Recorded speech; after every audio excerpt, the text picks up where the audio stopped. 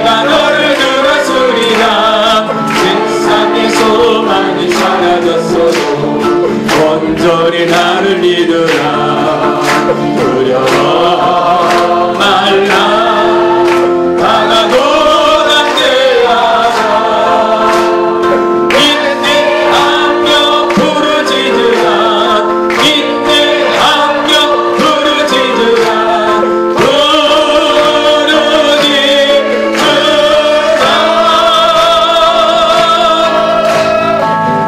소원 이루는 날 숨기오리. 내게 영광 돌리리. 영광의 그날을 숨기오리. 내게 찬양을 다시 한번 1절. 반드시 내가 너를 축복하리라. 반드시 내가 너를 들었으리라. 이는 전에도 나의 약속 영원히 변치 않으리. 두려워 말라. 강하고 담대하라. 안심하며 실망치 말라. 안심하며 실망치 말라. 실망치 말라. 이름은 날 숨기오리. 내게 영광 돌리리. 영광의 그날이 숨기오리. 내게 찬양하리라. 반드시 내가 너를 축복하리라. 반드시 내가 너를 들었으리라. 세상의 소망이 사라졌어도 온전히 나를 믿으라. 두려워 말라. 강하고 담대하라. 인내하며 부르짖으라. 인내하며 부르짖으라.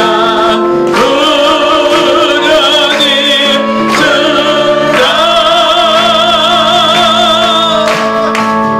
소원 이루는 날 숨기오리. 내게 영광 돌리리. 영광의 그날이 숨기오리. 내게 찬양하리라. 내게 찬양하리라. 할렐루야.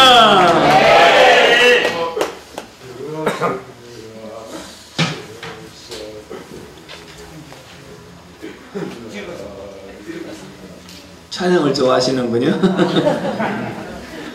제가 설교하면서 이런 제목으로 설교한 적이 있습니다. 따라서 합시다. 산다면 얼마나 산다고. 또 한 번은 따라서 합시다. 통하는 사람. 산다면 얼마나 산다고 하면서 적용했던 부분은 식당을 하시는 분이 계신데 주의를 못 지켜요. 그래서 제가 한번 물어봤습니다. 그러면 식당을 언제까지 하실 겁니까? 그랬더니 건강이 하락하는 데까지 해야지요. 그래서 그러면 만약에 건강이 하락하는 데까지 식당 하다가 주님 만나면 너 세상에서 뭐 하다 왔느냐라고 물으시면 뭐라고 대답을 하실랍니까? 아, 저 그냥 식당 하다 왔는데요. 내가 너를 세상에 보낸 것은 식당만 하라고 보낸 것 아니야. 하나님 섬기면서 그 은혜 안에 거하라고 보낸 것이지. 그러면서 그 설교했는데도 깨닫지를 못하더라고요.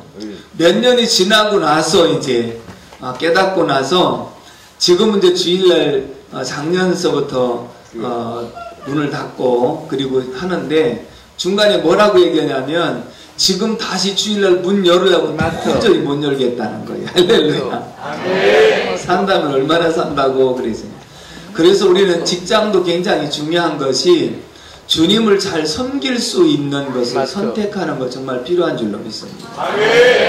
왜냐하면 직장이 여의치 않으면 주의를 지킨다는 게 너무너무 어려워지거든요. 그러니 더군다나 요즘같이 어려운 그런 입장에서 직장을 그만두고 새로 잡는다는 것도 어렵고 그렇기 때문에 주의를 지킬 수 있는 그런 쪽으로 기도를 많이 하시고 또 앞으로 모든 식구들 가운데서도 그런 면의 기도가 필요한 줄로 믿습니다. 또 한 번은 통하는 사람인데 옛날에 제가 이렇게 선배하고 아침에 출근했는데 그 선배가 얼굴을 이렇게 많이 핥혀서 왔더라고요. 그래서 어떻게 된 거냐 그랬더니 어제 저녁에 우리 집에 들어가는데 고양이가 위에서 뛰어내려가지고 핥혀놨다. 저는 정말 그런 줄 알았어요. 그랬더니 나중에 저녁 끝나고 식사하면서 고민을 털어놓는데 사실을 내가 참 답답하다. 왜냐하면 가장 나의 마음을 알아줘야 될 사람이 이렇게 몰라주니까 너무너무 안타깝다. 근데 그 고양이는 암고양이였더라고요. 그러면서 부부간에 안 통한다는 게 이렇게 힘든가, 이제 그런 얘기를 들었던 적이 있습니다. 하나님과 나와의 통함은 영통이라 그랬는데, 중요한 것은 내가 주여 하면 하나님께서 여기 있다 라고 응답하시는 그 관계가 돼야 될 줄로 믿습니다. 근데 아무리 주여 하고 아무리 엎드려 봐도 캄캄하고 아무런 감동도 없으면 그것처럼 답답한 게 없거든요. 영적으로 막힌 것처럼 답답한 것이 없거든요. 그러므로 영적인 통로가 다 열려지기를 주님의 이름으로 축복합니다. 사람들과의 관계 속에서 특별히 부부간의 관계, 또 식구들과의 관계, 이웃들과의 관계, 교우들과의 관계, 사람과의 관계에 막히는 것, 그것처럼 또 답답한 것이 없습니다. 이것도 반드시 통해야 될 줄로 믿습니다. 또 물질도 반드시 통해야 된다는 것이죠. 안 통하는 사람을 가리켜서 일명 사오정이라 그러지 않습니까? 사오정이 동문서답을 잘 아는데 어느 날 사오정이가 헬스클럽에서 열심히 운동을 하고 있는데 친구들이 와가지고 비아냥거리는 말로 야 너도 운동하냐 그랬더니 사오정이 하는 말 아니야 나 실내화다 그랬어요. 아직도 못 듣는 사람도 있습니다. 또 설명을 해줘야지 그렇죠? 계속 궁금해가지고 너 운동하냐 그랬더니 사오정은 운동화 신고 하느냐 그렇게 들은 거예요. 아니야 나 실내화 신고 한다 그 말이거든요. 지금 써 웃습니다. 그래서 안 통하면 그렇게 답답할 수가 없는 거예요. 어느 날 할머니가 이제 글을 못 배우셔서 그래도 이제 은행에 볼일 보러 다닐 때 옆집에 세댁한테 좀 부탁을 합니다. 내가 얼마를 좀 찾고 싶은데 예금하는 거에 갖다만 주면 되니까. 그래서 이제 써달라고 그래서 써가지고 이제 은행을 갑니다. 그랬더니 은행 아가씨가 이렇게 보더니 할머니 죄송하지만 통장 도장을 다시 갖고 오셔야 되겠네요. 그랬더니 아이고 그러냐고 내가 몰라서 그렇다고 미안하다고 요거 좀 잠깐만 맡아달라고. 그래서 맡겨놓고 할머니가 나가셨어요. 아니 마감 시간이 다 되는데도 안 들어오시니 후문으로 땀을 흘리시면서 들어오셔가지고 하시는 말씀 아가씨 양반 반장 도장으로는 안 될까? 우리 통장님이 어디 갔는지 몰라. 아무리 찾아다니도 통장님이 안 보여.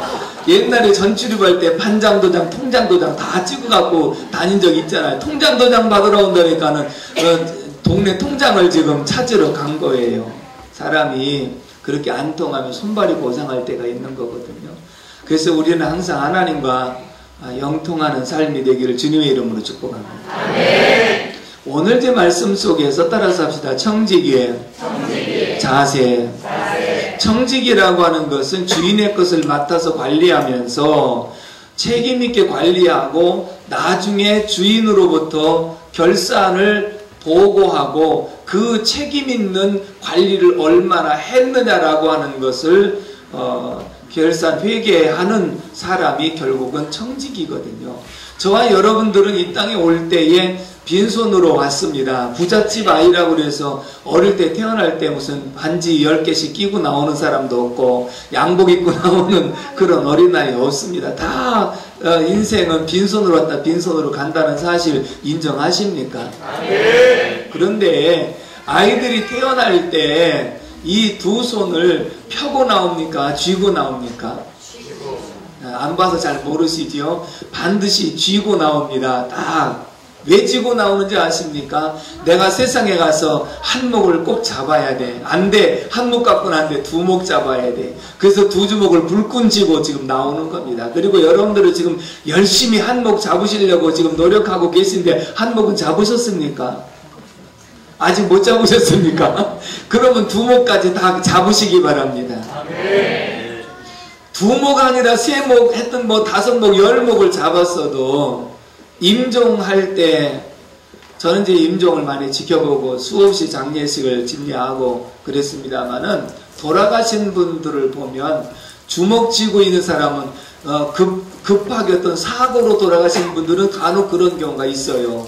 그런데 대부분의 사람들은 전부 다 2손을 펴고 갑니다. 2손을 펴고 갑니다. 내가 세상에서 1목 잡고 2목 잡으려고 했는데 하나님이 오라고 그래서 가려고 보니 이 모든 것은 내 것이 아무것도 없다는 사실. 하나님께서 내 생명이 있는 동안까지만 관리하고 사용하라고 하나님이 주셨지, 결국은 내가 하나님 앞에 갈 때는 내가 가지고 갈 것은 아무것도 없는 줄로 믿습니다. 네. 인정하십니까? 네. 근데 사람들 생각에는 하루 100년 살 것처럼 착각하고, 그 다음에 내가 돈을 많이 벌어야 마치 갈 때도 가지고 갈 수 있는 것처럼 생각하지만 단 한 푼도 가지고 갈 수 없다는 겁니다.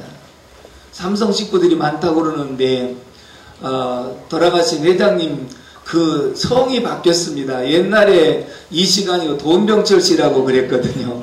그럴 정도로 돈이 많으신데 그분이 돈을 얼마나 가지고 가셨을 것 같습니까? 아무리 돈 많은 사람이라도 단돈 한 푼 갖고 갈 수가 없습니다.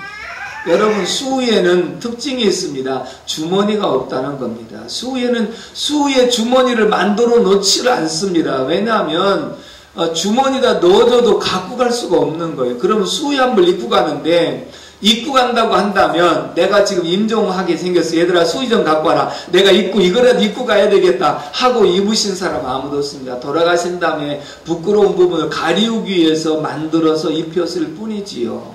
결국은 수의 한 벌도 입혀줘서 입고 가는 것 뿐이지, 빈손으로 왔다 빈손으로 간다는 사실을 우리가 철저하게 인정하고 살아야 될 줄로 믿습니다.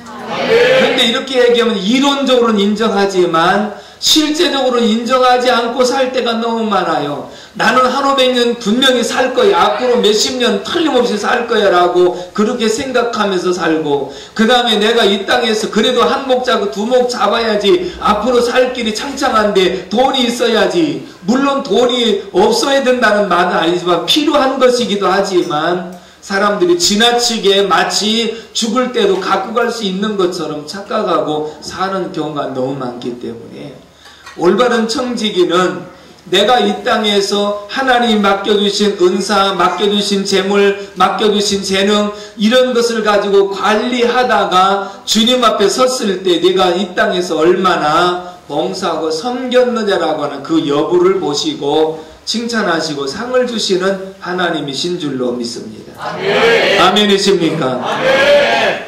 학교서 2장 8절의 말씀 보게 되면 은도 내 것이 금도 내 것이라 라고 말씀하셨어요. 욥기서 1장 21절의 말씀 보면 주신 자도 여호와시요 취하신 자도 여호와시니 그랬습니다. 욥이 그 많은 고난을 받으면서도 주신 자도 여호와시고 취하신 자도 여호와시니 여호와께서 찬송을 받으실지니라 하고 입술로 범죄치 아니하니라 라고 말씀합니다. 다시 말하면 청지기의 정신을 확실하게 깨달은 사람의 고백이라고 볼 수 있는 줄로 믿습니다. 그렇다면 오늘 우리는 몇 가지의 청지기에 대해서 상고하려고 하는데, 첫째는 따라서 합시다. 우리는 시간의 청지기. 아멘. 에베소서 5장 15절 이하 말씀, 지혜 없는 자 같이 말고 지혜 있는 자 같이 하여 세월을 아끼라, 때가 악하니라. 할렐루야. 따라서 합시다. 세월을 아끼라, 때가 악하니라. 아멘. 여러분, 물질을 아끼는 것은 안 쓰는 것을 아낀다고 얘기하지 않겠습니까? 근데 시간, 세월을 아끼는 것은 시간을 두고 안 쓴다고 해서 아끼는 것이 아니라 내게 주어진 그 시간을 최대한으로 활용해서 보람있게 쓴 것이 아낀 것인 줄로 믿습니다. 세월을 아끼라고 하는 원문의 뜻을 보면 기회를 사라고 하는 의미로 되어져 있습니다. 기회를 사라는 겁니다. 내게 기회가 주어졌을 때 그 기회를 놓치지 말고 잡으라고 하는 그런 말씀이기도 하지요. 시랍의 지혜의 신 가운데 그 두상을 만들어 놨는데, 그 두상은 앞에는 민대머리고요, 앞에는 긴 머리고요. 뒤에는 민대머리의 모양으로 이렇게 만들어 놨답니다. 지혜의 신. 그러면서 뭐라고 기록됐느냐면 우리에게 기회라고 하는 것은 왔을 때 잡아야지. 앞머리가 긴 머리거든요. 기회가 왔을 때 긴 머리는 얼마든지 잡을 수 있는데 기회가 지나고 나서 잡으려고 보니 머리카락이 하나도 없는 그 속에서 잡을 수가 없다. 그런 표현을 써놨다고 합니다. 여러분, 우리에게 기회라고 하는 것은 항상 오는 것이 아닙니다. 옛날 믿지 아니할 때 어른들이 그런 말씀, 일생 가운데 돈 벌 수 있는 기회가 몇 번은 있다 그러거든요. 아, 맞아. 지금 역삼동 그쪽에 말이 옛날 그냥 모래 마시고 할 때 한 평에 1,000원 하고 할 때 그때 1,000평만 사놨으면 끝나는 건데 그렇게 생각하시는 분 안 계시지요? 여러분들은 그 세대가 아니기 때문에 그런지 모르겠습니다. 이 동탄에 신도시가 들어섰어요. 설하기 전에 이곳에 땅을 한 1,000평만 사놨으면 지금쯤은 끝내주는데 그렇게. 그런데 사람들이 지나고 나면 맞아, 그때 정말 그렇게 했으면 틀림없이 돈을 벌었을 텐데 하고 생각하는 경우가 있을까요, 없을까요? 네, 없었군요. 참 다행입니다. 그래도 이 동네.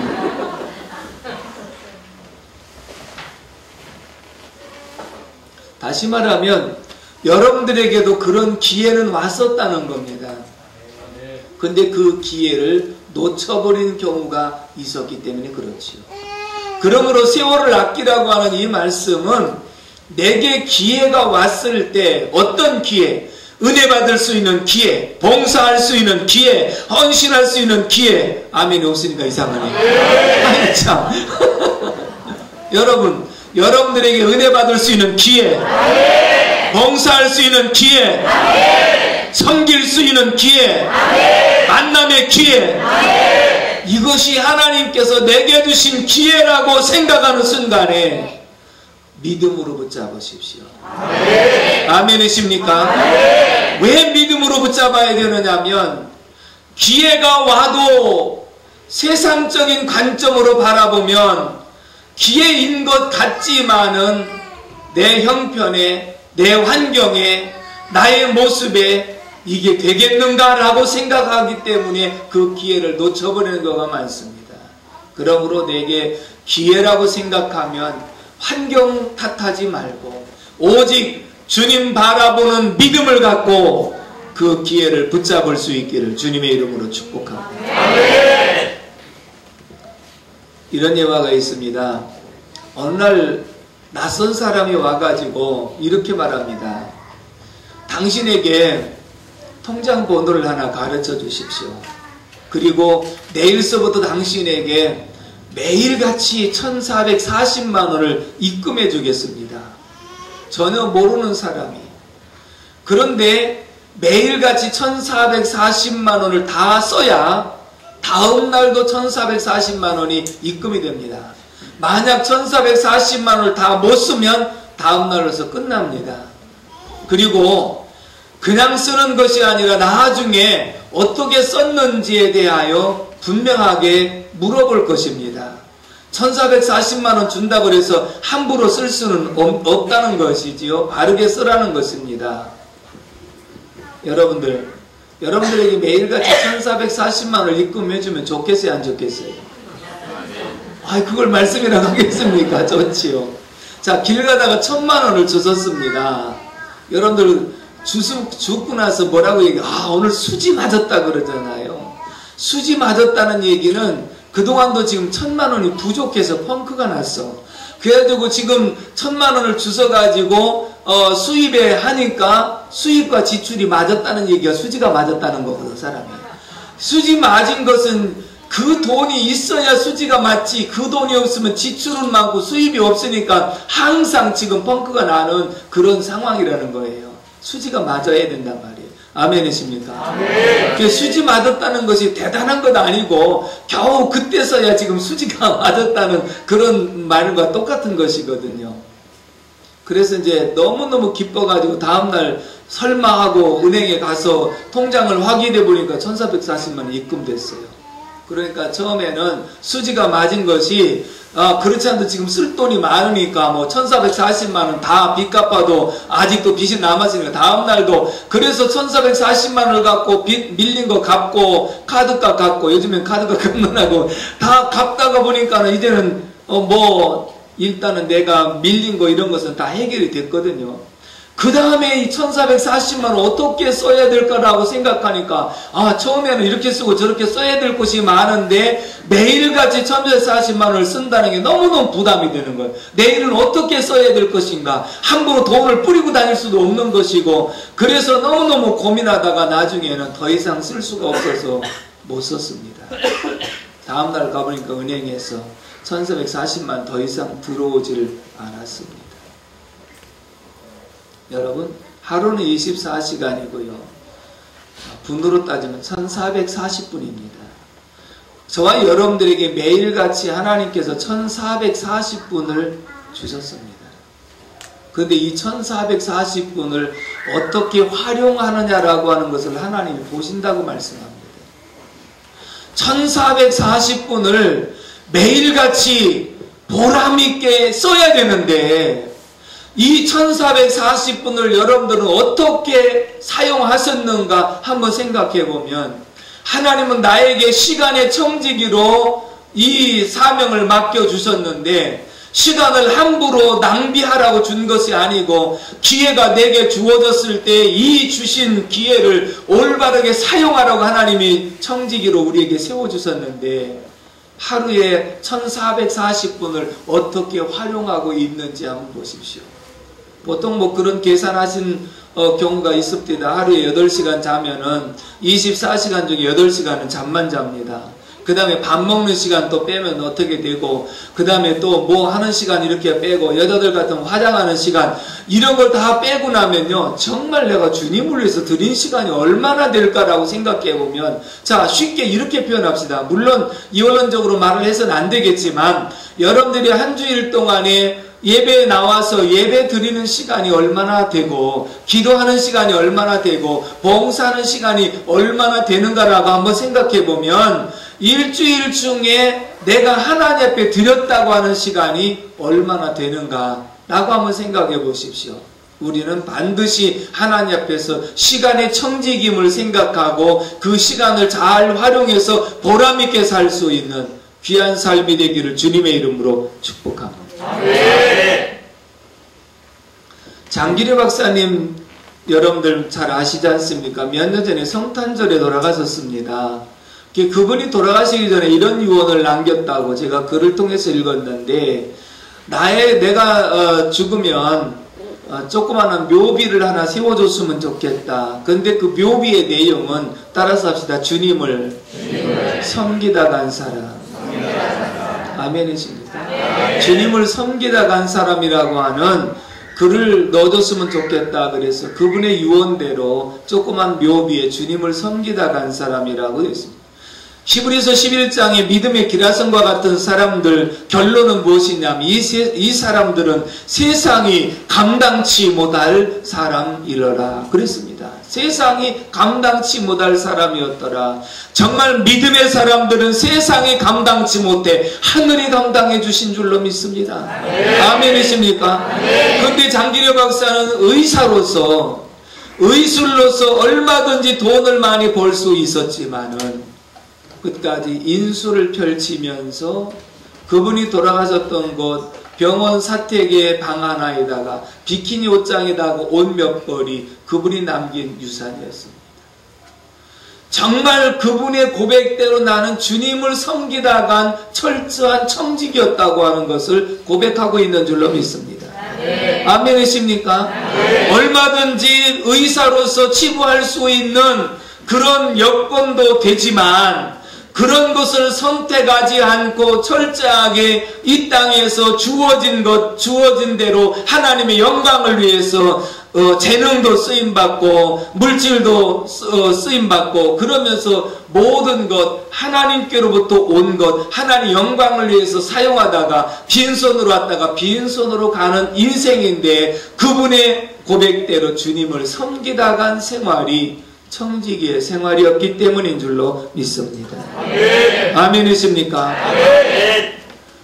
제가 이제 어떤 분한테 들었던 간증 중에 하나가 있습니다. 어느 교회에 장로님이 젊은 장로님이 아마 40대의 젊은 장로님이 갑자기 암으로 돌아가시게 생겼습니다. 그래서 담임 목사님 모셔서 임종 예배를 드려달라고 해서 담임 목사님이 가서 임종 예배를 인도하고 나니까 그 장로님이 이런 간증을 하셨습니다. 제가 처음에 사망 선고를 받았을 때는 믿질 않았습니다. 그런데 이제는 병원에서 집에 와서 지내는 동안에 몸이 점점 쇠약해지니까 이제 내가 죽는구나라고 하는 사실을 생각하게 되었습니다. 그런데 아직도 결혼 못 시킨 자녀들을 생각하니까 마음이 너무 아파서 자녀들을 위해서 기도하니까 하나님께서 이런 응답을 주셨습니다. 그래, 그 자녀들이 누구의 자녀인가? 라고 하는 질문을 하실 때 가만히 생각하니까 하나님의 자녀이시죠. 왜냐하면 너희 부모가 자녀들의 키를 한 자나 더 할 수 있더냐?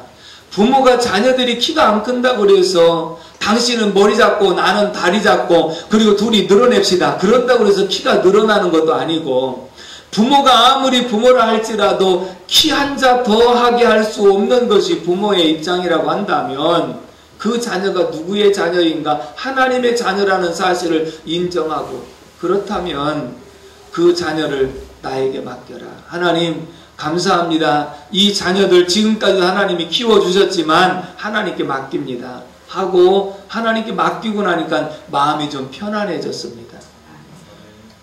그리고 나서 생각하니까 이제 또 젊은 아내가 또 걱정이 됩니다.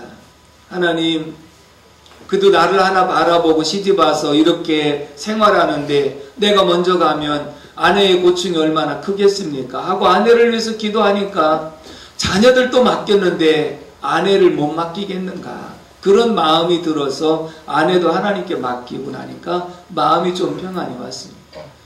그리고 나서 이제 사업이 정리가 안 됐는데 사업을 누구한테 맡길 수가 없어. 왜? 자녀들이 아직 어려서 사업을 이어받을 만한 그런 상황도 아니고. 그래서 이제 사업을 위해서 기도하다 보니까 하나님께서 그 사업이 누구의 사업이냐? 은도 내 것이고 금도 내 것이고 주신 자도 여호와시고 취하신 자도 여호와시니 그래서 하나님께 맡겼어. 하나님께 맡기고 나니까 이제는 마음이 좀 위안이 됐습니다. 다 맡기고 나서 그렇다면 내가 이제는 죽는구나. 그럼 내가 죽으면 어디를 가지? 여러분 장로님이 죽으면 어디를 갑니까? 이 동네는 잘 모르시는가 봅니다.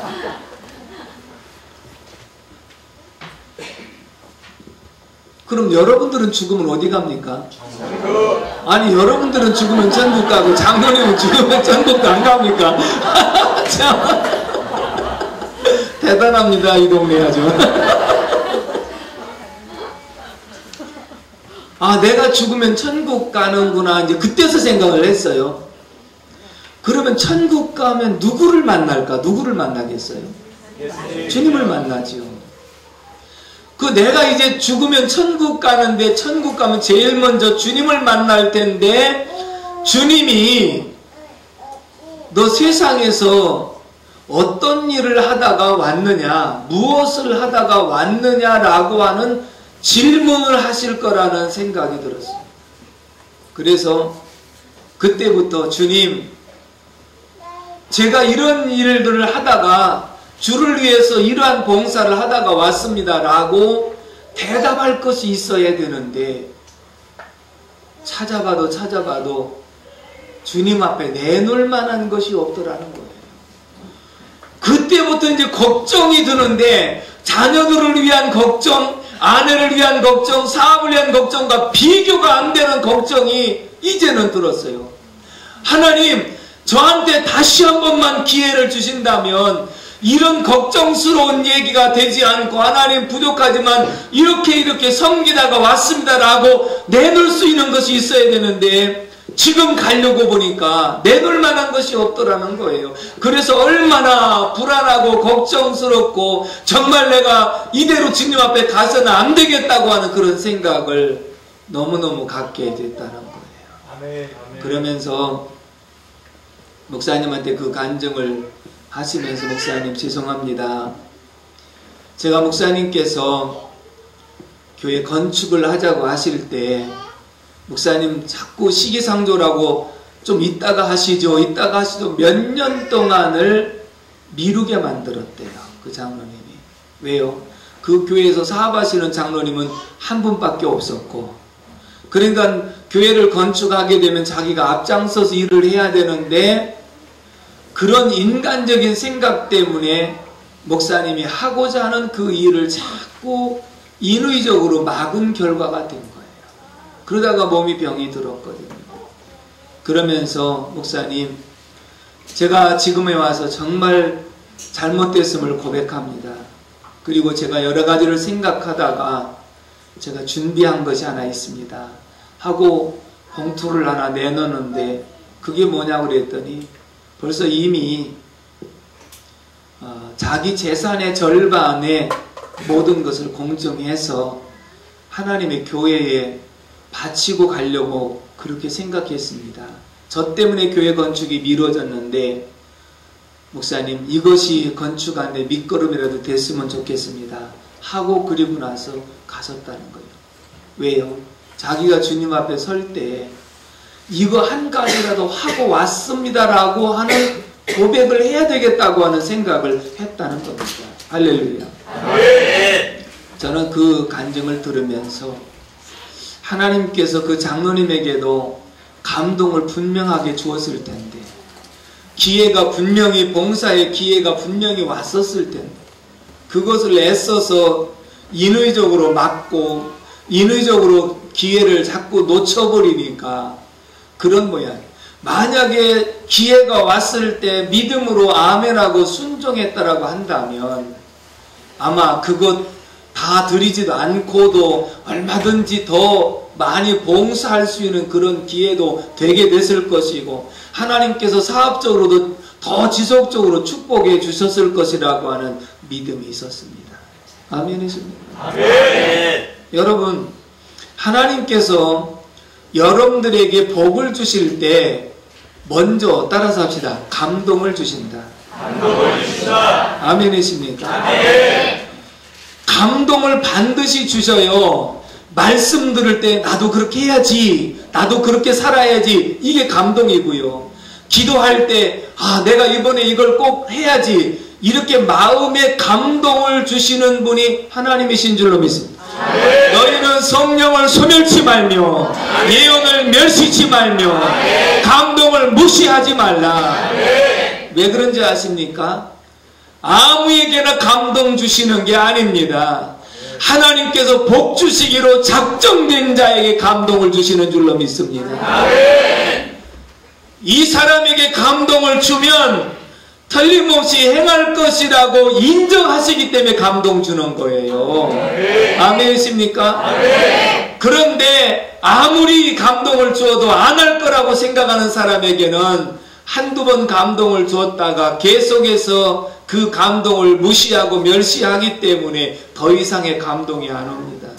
여러분, 아브라함도 보면 창세기 12장에 본토 친척 아비집을 떠나서 제단을 쌓고 여호와를 부르고 가는데 아브라함이 인위적으로 처벌했고 잘못했을 때 하나님이 안 나타나셨습니다. 그런데 롯이 붙잡혀 갔다는 소식을 듣고 318명의 군사를 이끌고 가서 5개의 연합군을 물리치고 그리고 그들을 다 다시 찾아오면서 사람도 돌려보내고 그리고 모든 노량물 다시 돌려보내고 났더니 그날 밤에 하나님께서 나타나셔서 아브라함아, 내가 너의 방패가 되어주고 너의 지극히 큰 상급이 되어주마. 할렐루야. 아멘이십니까? 하나님의 말씀에 순종한 그 사람들에게 또 다른 감동을 주시고 약속의 말씀을 주셔서 그 말씀대로 행하게 하사 하나님의 뜻이 이루어지며 반드시 축복해 주시는 역사가 있게 되는 줄로 믿습니다. 아멘. 아멘이십니까? 아멘. 저희 교회 집사님 한 분이 저희 교회가 개척하고 7년째 건축을 해서 입당을 했었고요. 21년째 되던 해 두 번째 건축을 해서 입당을 한 지 지금 8년째 됐습니다. 그런데 교회가 성장함에 있어서 반드시 하늘에 썩어지는 미랄들이 있었는 줄로 믿습니다. 아멘이십니까? 그런 간증하면 밤새도 정말 부족할 정도로 너무나도 많은데, 일단은 대지를 3번 매입하고, 대지를 처음에 첫해 200평 사가지고 부족해서 팔고 다음에 400평 매입하고, 그리고 나중에 다시 건축할 때 500평을 매입해서 지금 이제 900평 대지에 교회를 세우게 되었는데, 그러면 대지를 매입할래도 정말 헌신이 필요하잖아요. 그 대지 매입할 때 전세금 바친 분이 2 가정이 있었고, 첫 번째 건축할 때 자기 집 바친 분이 2분이 있었고, 나중에 건축할 때 자기 집 바친 분이 3분이 있었습니다. 그분들이 그 하늘에 썩어지는 미랄의 역할을 감당해 줌으로써 다른 사람들도 정말 나도 해야지, 저렇게 평신도가 저렇게 봉사하는데, 서리입사가 저렇게 봉사하는데 우리가 안 할 수 있겠는가, 하나의 그 동기를 부여하는 그런 계기가 돼서 하나님의 큰 역사를 이루게 하신 줄로 믿습니다. 근데 그 집사님은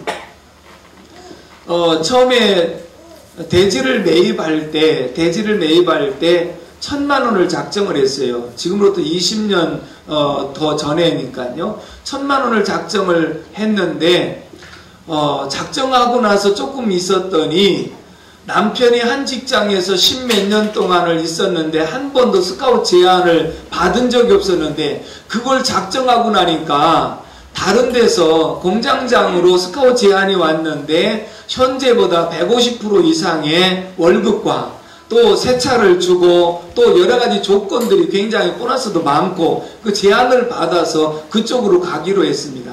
그리고 나서 퇴직금을 받으니까 천 얼마가 되는데, 그 가운데서 1,000만 원을 작정한 것을 드릴 수 있었는 줄로 믿습니다. 그리고 나서 그분이 또다시 감동을, 하여튼 제가 이 말씀을 드린 이유는 감동을 너무너무 잘 받아. 그래가지고 그 집사님이 감동받아도 내 가슴도 철렁철렁 내려앉아. 그냥 이 일을 저지르는데 감동만 받으면 이것저것 생각하지 않고 무조건 아멘 하고 하니까 목회자로서 뒷수습이 되기가 굉장히 힘든 거예요. 본인은 믿음으로 나가지만 목사님은 그래도 가정의 평안을 생각하고 여러 가지를 생각하기 때문에 뒤에서 더 기도하는 그런 경우가 생기는 것이거든요. 그런데 다시 이제 건축을 이제 대지 매입하고 바로 이제 건축을 했으니까, 건축을 한다고 하니까 목사님 저희 전세금을 하나님 앞에 드리겠습니다 하고 작정을 했어요. 전세금. 아마 그 전세금이 그 당시에 2,500인지 4,000인지 정확하지 오래돼서 기억은 안 납니다. 근데 남편하고 상의했더니 상의 안 했대. 왜 안 했더니 상의하면 남편이 그걸 하겠느냐는 거예요. 그러면 전세 바치고 어떻게 하려고 그랬더니 목사님 그냥 하나님이 감동 주어서 아멘 했으니까요. 그냥 가만히 계세요. 그리고 났는데 얼마 안 있다가요. 전세금을 건축공무로 다 바쳤다니까요. 그래서 도대체 이거 어떻게 하냐고 그랬더니 집을 내놓겠다니 집주인이 하는 말이 왜 그러냐고 그래서 돈이 필요하다. 그러면 그냥 우리 집 월세로 그냥 살아라. 그래가지고 전세금 빼주고 월세로 돌렸기 때문에 남편은 몰라. 그 집에 사니까. 그러니까 여러분들 남편들 잘 들어봐. 지금 또 혹시 전세 빼갖고 갖다 바치고 월세로 사는지.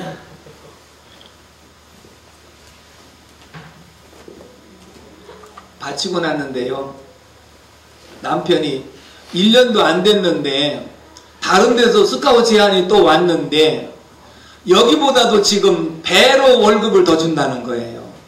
그래서 원주로 옮겨가지고 그리고 굉장히 많은 돈을 받고 그리고 갔습니다. 그러니까 그 남편의 생애 가운데 스카우트 제안을 받은 것은 사실은 남편은 몰라. 지금 왜 자기가 그렇게 잘 되고 있는지를 모르는 거야. 나 안에 믿음으로 말미암아 지금 세워지고 있다는 사실을 본인은 지금 모른다고. 그렇게 드리고 나서 또 감동받았대. 무슨 감동을 받아요? 아이고 선교사님 위해서 선교 지원을 하고 싶다는 거예요. 돈도 없는데 무슨 자꾸 지원을 한다고 그러느냐고. 그래도 하겠다는. 그래서 그분이 감동을 엄청나게 받아서 감동받고 나서 무조건 하는 거예요. 그렇게 하는 거예요. 근데 회사에서 아무래도 주말 부부 하기가 뭐 하니까 이곳에 오면 아파트 한 채를 줄 테니까 이곳으로 이사 오라. 그렇게 얘기해요. 근데 부인이 반대하는 거예요. 왜 반대하느냐? 내 믿음이 이제 겨우 성장해 가는 단계인데 다른 데 가서 혹시 내가 믿음 잃어버리면 돈이 무슨 소용이 있겠냐. 그래서 아빠도 준다기도 안 간 거예요. 아멘 좀 해봐. 다니면서 하지 말고. 감동과 믿음에 대한 말씀을 드리는 거예요. 그러고서 결국 이제 그쪽으로 이사는 안 가고 남편이 이제 주말에 이렇게 출퇴근을 하면서 주말 부부를 했는데 나중에 남편이 그걸 알았어. 알아가지고 교회 안 나와. 그런데 보십시오. 세월이 지나서 남편이 돈을 많이 벌었어요. 그래가지고 그 상가 건물을 하나 사고요. 또 자기 집도 하나 사고요. 할렐루야. 네. 남편이 나중에서 깨달았어요. 내가 잘 되는 게 괜히 잘 된 게 아니구나 하는 것을 깨달았어요. 그리고 나서 돌아왔어요. 네. 그분들이 지금 인천으로 이사가서 생활하는데 하나님께서 그렇게 책임져 주신 줄로 믿습니다. 네. 근데 제가 뭘 말씀드리고자 하느냐면은 하나님께서 복 주시려고 작정한 사람에게는 반드시 감동을 준다. 네. 그런데 여러분, 제가 이런 질문을 하면 거의 공통적인 대답이 나옵니다. 여러분들이 지금까지 하나님 말씀을 몰라서 못 지킨 것이 많았는지 알고도 못 지키는 것이 많았는지 감동이 없어서 내가 안 한 것이 많았는지 감동이 있었는데도 안 한 것이 많았는지 어떤 것이라고 생각하십니까? 우물우물 그런 거잖아요. 실제적으로 하나님께 내게 복을 주시려고 감동 주시고 말씀에 은혜를 주신 것이 너무나도 많은데 감동을 받은 다음에 교회에서는 내가 꼭 주님 뜻대로 행하여야지라고 생각을 하다가 돌아가서는 자꾸 생각이 약해지기 시작하고 월급 받아오면 돈 계산하다가 더 약해지기 시작하고 교회에서는 주님 뜻대로 살기로 했네. 집에 가서는 내 뜻대로 살기로 했네. 술집에 가서는 아가씨 마음대로 살기로 했네. 그렇게 자꾸 바뀌어진다는 거예요. 우리가 하나님 앞에 설 때 잘했다 칭찬 들을 수 있는 그리고 시간을 보람있게 사용해서 정말 시간의 청지기로서 잘했다 칭찬 들을 수 있는 저와 여러분들이 되기를 주님의 이름으로 축복합니다. 아멘. 축복합니다. 아멘. 반드시 내가 너를 축복하리라. 또 한 번 불러보겠습니다.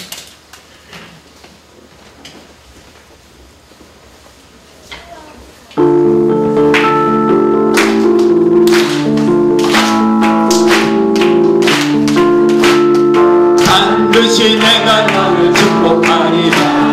반드시 내가 너를 들었으리라. 선민은 연애는 나의 약속 영원히 변치 않으리. 두려워 말라 강하고 담대하라. 낙심망령 실망치 말라. 낙심망령 실망치 말라.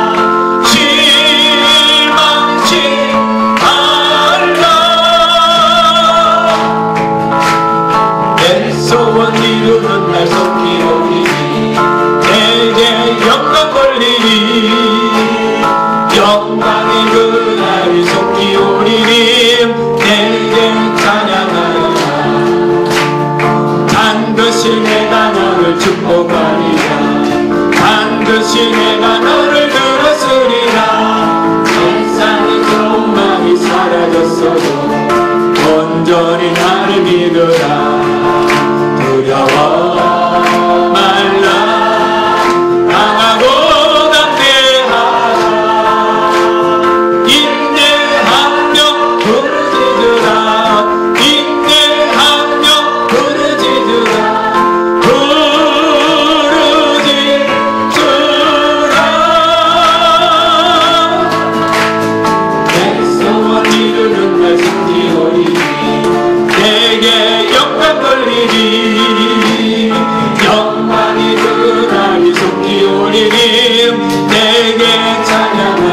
다시 한번 1절 반드시 내가 너를 듣고 가리라 반드시 내가 너를 들었으리라 전생을 보내도 나의 약속은 영원히 변치 않으리 두려워 말라 강하고 담대하라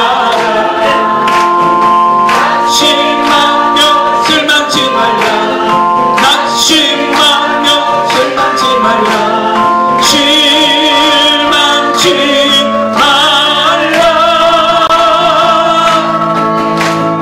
내 소원 이루는 날 속히 오리니 내게 영광 걸리니 영광의 그날이 속히 오리니 내게 찬양하리라 반드시 내가 너를 듣고 가리라 반드시 내가 너를 들었으리라 세상의 소망이 사라졌어도 온전히 나를 믿으라 두려워 말라 강하고 담대하라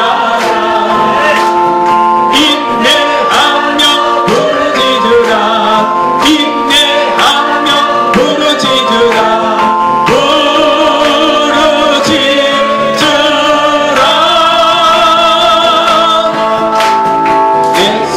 이루는 날 속히 오리니 내게 영광 걸리니 영광의 그날이 속히 오리니 내게 찬양하리라 내게 찬양하리라 할렐루야. 오늘 본문 9절로 10절 말씀 한번 읽어보도록 하겠습니다. 9절로 10절 말씀 시작. 베드로전서 4장 9절에 성경 안 읽었어요? 그렇군요.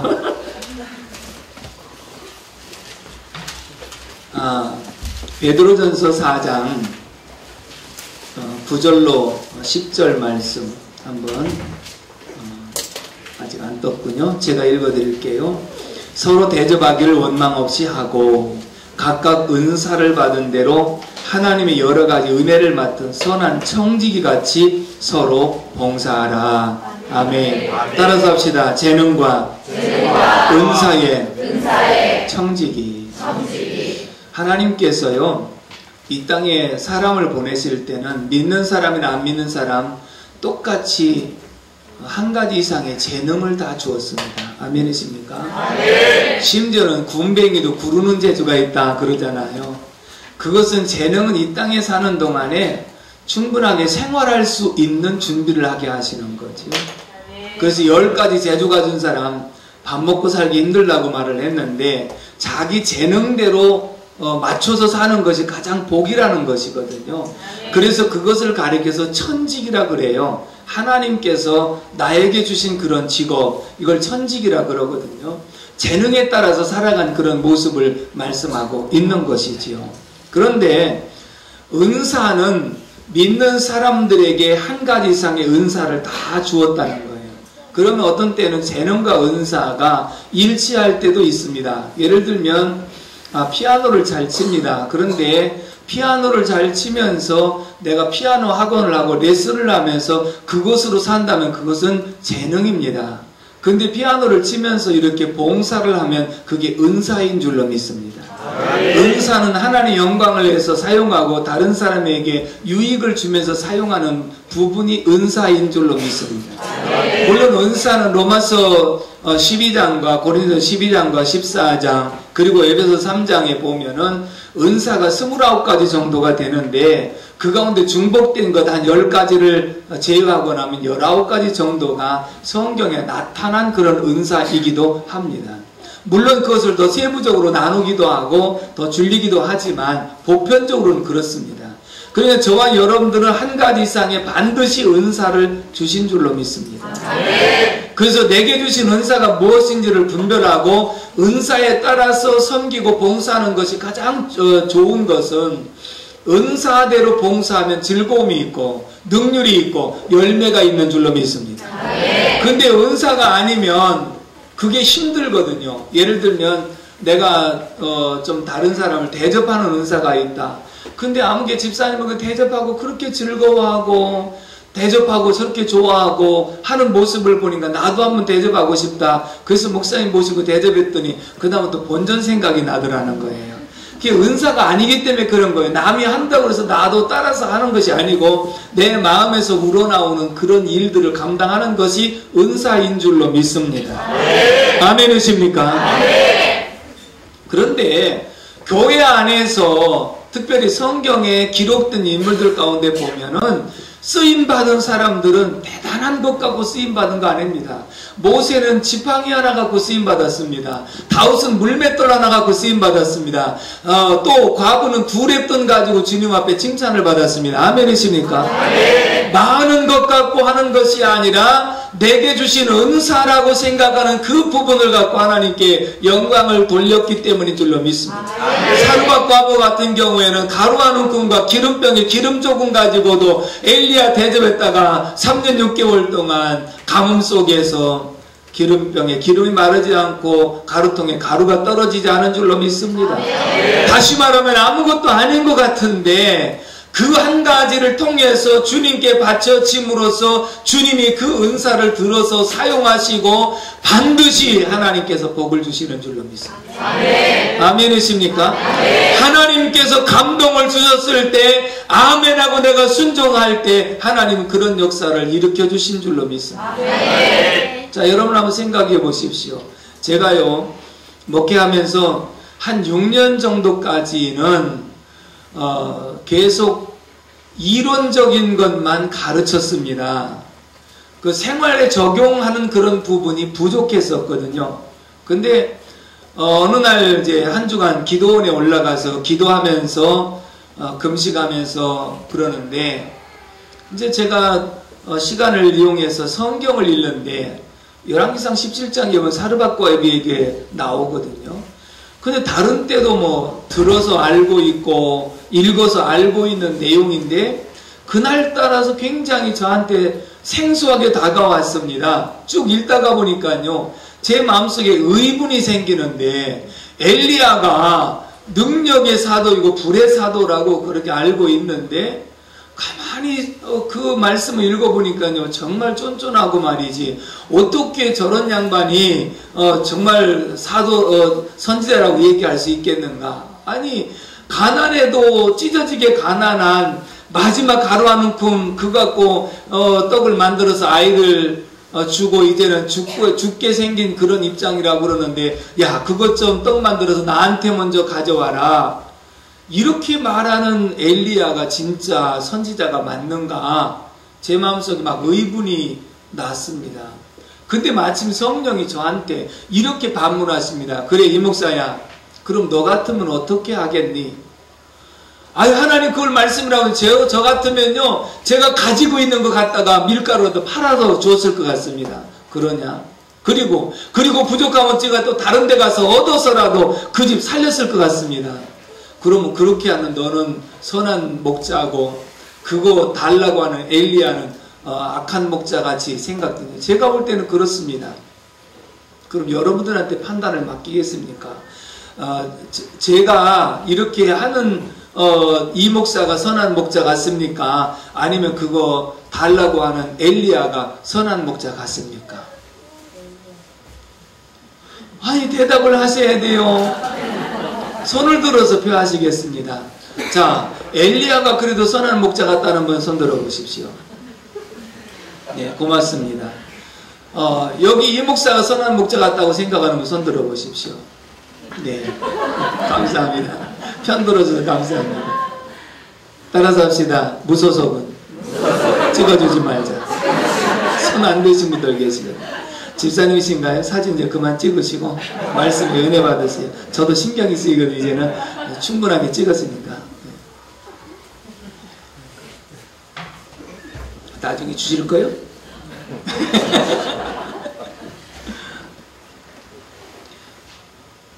성령이 강한 책망이 저한테 왔습니다. 야, 이 미련한 놈아. 제가 그때서 제가 미련한 놈인 거 알았습니다. 성령이 야, 이 미련한 놈아.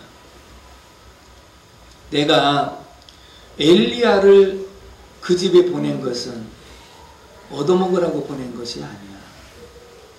잘 들어보세요. 제가 사실 짧은 시간 속에 체득되어진 말씀을 전한다고 그랬잖아요. 많은 시행착오를 겪으면서 정말 그 속에서 엑기스와 같은 그런 말씀들이기 때문에 여러분들이 아멘으로 받으시고요. 그 말씀대로 순종하셔서 정말 믿음의 복을 꼭 받으시기 바랍니다. 강한 책망을 하시면서 내가 엘리야를 보낸 것은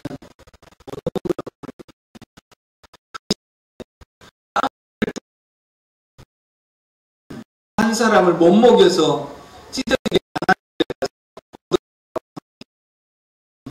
굶주려 죽어가